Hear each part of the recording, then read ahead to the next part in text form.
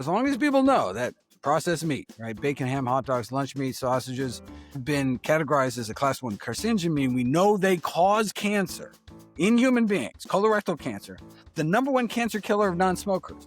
If you're okay with that, okay, right? But, just like we don't tend to smoke around our kids anymore, yet we send them to, school with a bologna sandwich. Like, maybe we should think about that since we are putting them at risk. Dr. Michael Geiger, thank you so much for joining me on the Visible Voices podcast. Happy to be here. Both the diet and anti-aging industries are just multi-billion-dollar behemoths. And with so much money in the mix, the temptation to promote, products purporting all sorts of, preposterous claims is just irresistible, apparently. So, even an educated layperson seeking basic practical advice in either arena, right, living lighter or longer, is just faced with an inscrutable barrage of pills and potions. Even as a physician, being able to having the luxury of, wading neck deep through the peer-reviewed literature in the field has been a challenge to, tease out facts from farce. But, look, that which makes the, endeavor all the more important. If it took me 3 years to sift through all the science, I'm afraid, the casual observer would just have, little hope. You have quite a few books that are out in print and available. How Not to Die, How Not to Diet, How to Survive the Pandemic, and How Not to Age. And I recently did my deep dive, as I shared, into How Not to Age. You famously talk about your inspiration being your grandmother and being thankful for a physician that was involved in her health. That's where it really all started for me. I was just a kid when, the doctor sent my grandma home basically in a wheelchair to die. She was diagnosed with end-stage heart disease. Already had so many bypass surgeries, she gets so scarred up inside, basically. How old were run out of you and how plumbing. old was she? She was given a medical death since age 65. This was in the, late 70s. So I was like, I don't know, 9 or something. But there she was, confined in a wheelchair, crushing chest pain. Her life was over at age 65.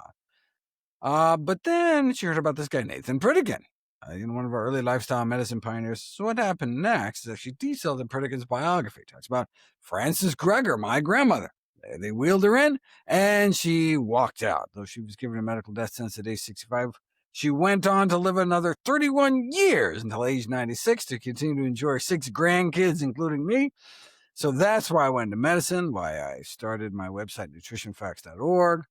Why I wrote the book How Not to Die, and why 100% of all the proceeds I receive from all my books are all donated directly to charity.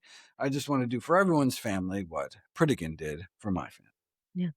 Are you able to go granular about what the lifestyle changes were that allowed her to live those 31 more years? Sure. So the Pritikin diet was kind of a low-fat, plant-based diet with a great progressively graded exercise program, basically mostly walking. That was all it took. Later, this is before we had quantitative angiography, and so you just had symptomatic relief of kind of long-standing angina type symptoms. Pritikin reversed his own heart disease, but until Ornish came along in 1990, Dr. Dean Ornish, and showed his lifestyle heart trial. When you can actually inject dye and actually see what's happening inside people's arteries. He was the first to show that we can actually reverse the progression of heart disease, opening up arteries without drugs, without surgery, just a plant-based diet and lifestyle program. Pritikin had been reversing heart disease, for years, but it wasn't until we had this randomized controlled trial published in one of the most prestigious medical journals in the world, where we were actually, where it was accepted in the medical world, but still to this day, hundreds of thousands of men and women continue to die from our number one killer needlessly, a disease that can be prevented, arrested, and potentially even reversed with a healthy enough diet and lifestyle. The name of the podcast is The Visible Voices. So in terms of your books, your spoken word, your education on food as medicine, when did you start using this voice? 2000, after I started my postgraduate medical training, where I really, realize, is no matter how many patients I see in a day, no matter how little time the HMOs give me with each patient, like, a few dozen at most. Um, and so I started giving talks, lectures at medical schools, grand rounds. But even then, like, how many, you're reaching hundreds of people. And so I really felt this information, this life-changing, life-saving information was so critical, really needed to reach more people. So I started kind of a DVD series, recording my talks, and that reached thousands of people. But if we want to reach millions of people, you need the internet. And that's where nutritionfacts.org came about. Started 2011. And so now here we are over a dozen years later. And then started writing books in the fields. The first major book, nutrition book, How Not to Die, in 2015. We're going on the 10-year anniversary next year. And so it's just been kind of growing since then. And I'm honored to be able to add a little sanity to the discussion over what to eat and how to live. 100%. You do a lot of deep dive into food. And I think when you are on these interviews, these podcasts, people ask you about specific foods. I'm going to start with the skin, Okay. our largest organ. And I really have enjoyed your deep dive into the skin. You've talked about wrinkles, you've talked about how to increase the health and the viability of the skin. Well, skin used to be the largest organ. Now, thanks to the obesity epidemic, our adipose tissue is actually the largest organ. But if you're skinny enough, skin is indeed the largest organ. How can we protect it? Well, the single most effective thing we can do to slow the signs of aging is to protect your skin from sun damage, though ambient air pollution and other things can certainly do it. In terms of diet, the carotenoid nutrients in certain colorful fruits and vegetables are deposited in the skin. It can offer that kind of healthy glow in both light and dark skin. Nutrients in greens may improve skin elasticity, collagen status, facial wrinkles, in part due to this kind of inside-out sunscreen effect. Drinking extra water can improve symptoms of skin dryness and roughness. Honeybush tea, a South African herbal tea, can reduce eye wrinkles. Cocoa powder can increase skin thickness, density, hydration, decrease wrinkle severity. Almonds as well can decrease wrinkle severity, perhaps by increasing skin UV resistance. Ground flax seeds can improve skin smoothness. Soy foods can improve skin elasticity and fine wrinkles. Um, then there's topical treatments. Then there's preventing skin cancer. Varicose veins. We can go as deep as you want to get. I'm impressed with all that can be done to help skin because I think there's certain things that people consider inevitable regarding aging, and skin and wrinkles is one of them together. And, we see in this day and age many people going to plastic surgery or injections, whereas Sure. actually sort of ins and outs, and, we are what we eat. You actually quoted a study about as we age, inflammation and immunity and moisturizing. Yeah. So as we age, the our skin barrier breaks down and allows entry of kind of environmental compounds that cause an inflammatory response in the body. And so this was originally done on nude mice, where if you rub a mouse with Vaseline, basically, you can significantly decrease systemic markers of inflammation. And so they're like, all right, let's actually see if it works in people. It took elderly individuals and had them start applying, a certain amount of, just emollient skin lotion, and saw a significant decrease in inflammatory markers like C-reactive protein. And it's like, well, that's an interesting, just a way to kind of bolster our skin barrier function as we get older. So that's something that I've changed in my own life due to, the research I found in this book. Yeah, same. Just when we think that we know what we're doing, there's one more thing that we can do that actually these are not hard steps. These are small, fundamental building blocks to contribute to our health. And I think that's the important thing to remember. Yes, the the book is not exactly a light, poolside beach reading, but and it's 13,000 citations, blah blah blah. It's a lot of information, but let's not get lost. There's one, it's even simple, basic, common sense lifestyle factors can mean living a decade longer. Not smoking, not being obese, regular exercise, eating more fruits and vegetables, right? And look, it's never too late. Never too late to start eating healthier. Never too late to start moving. We really do have the power. And that'll take us maybe 85% of the way. If you want to, tweak that last 15%, I got a lot of book for you, a lot of science, but let's not lose sense of really the most foundational things we can do to improve our health and longevity. One aspect to healthy access and healthy food for everybody is affordability. And, people talk about food deserts and health deserts, and not only access to healthcare and doctors, but also to healthy food and sort of the cost of uh, fast food, the cost of processed food versus the cost of organic fruits and vegetables. How, in your education platform and in your approach to education in general, do you try to address social determinants of health and people that don't have, all the access that some of your listeners, some of your readers may have? Thankfully, the healthiest foods are the cheapest foods. Cabbage, apples, sweet potatoes, dried beans. I mean, literally. So you can do modeling studies where you can save families, hundreds of dollars a year just by eating healthier.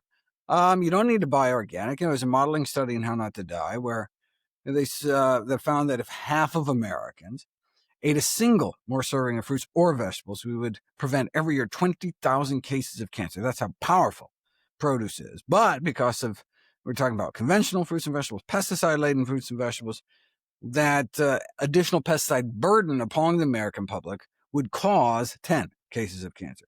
So overall, we would just prevent 19,990 cases of cancer. Gives you a sense of the tremendous benefits of fruits and vegetables versus the tiny bump in risk. And they say, wait a second, why accept any risk at all? Choose organic. Fine, but we should never let concern over pesticides prevent us from stuffing our face with as many fruits and vegetables as possible.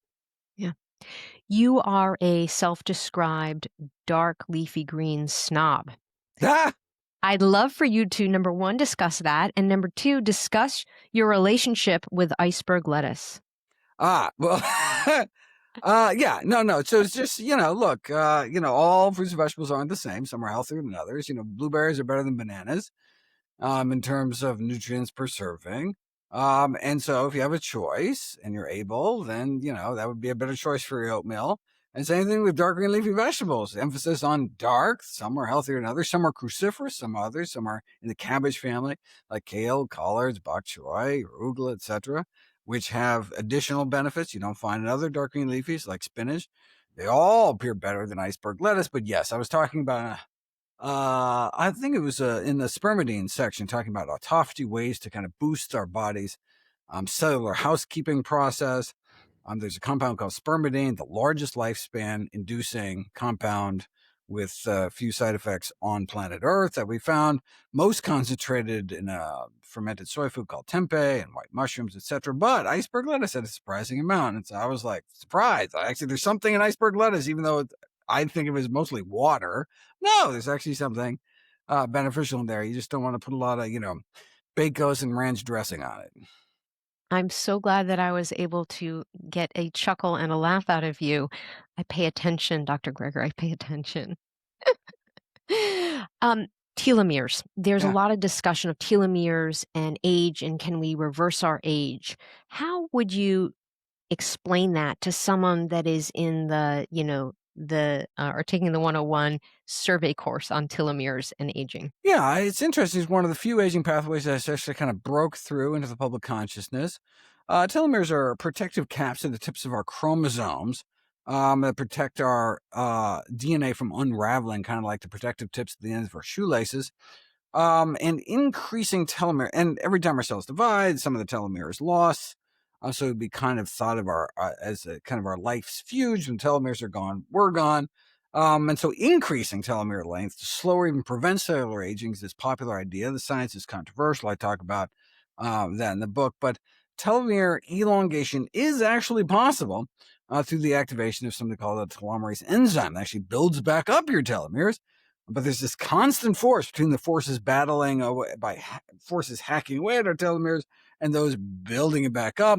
The forces hacking away are oxidative stress and inflammation, and the lifestyle decisions that can build them back up: quitting smoking, reducing your intake of refined grains like white bread, soda, processed meat, dairy, while increasing fruits and vegetables and other antioxidant-rich foods.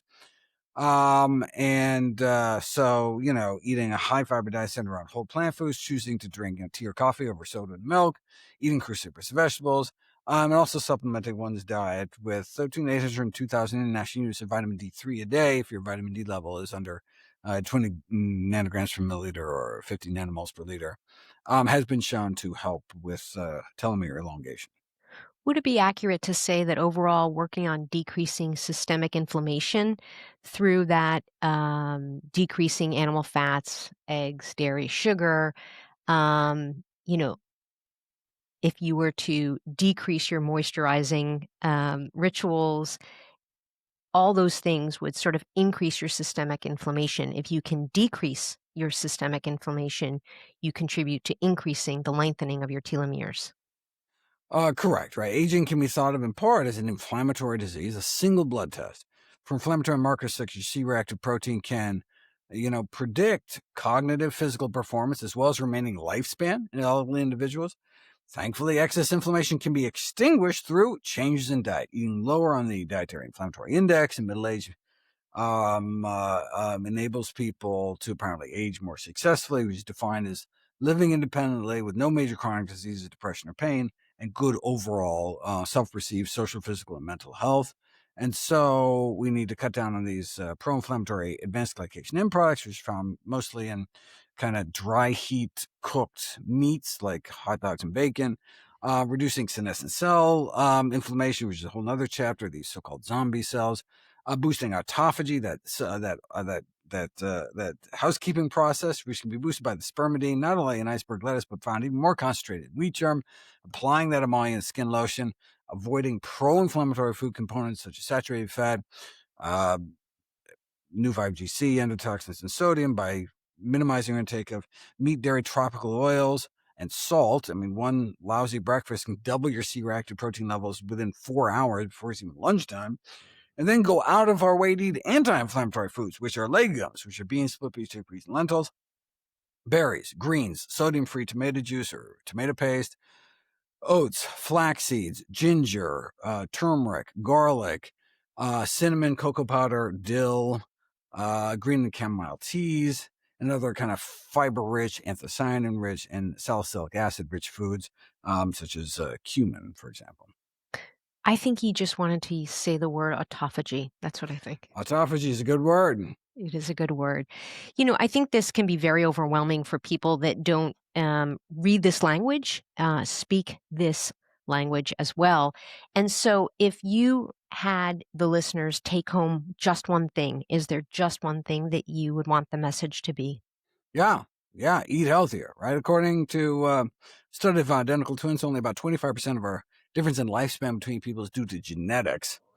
So for what we can do, over the majority of which we may have some control, we can look to the blue zones, these areas of exceptional longevity around the world, where they all center their diets around whole plant foods. So minimizing processed foods, meat, dairy, sugar, eggs, and salt, while maximizing fruits, vegetables, legumes, whole grains, mushrooms, nuts and seeds, herbs and spices, basically real food that grows out of the ground. These are our healthiest choices.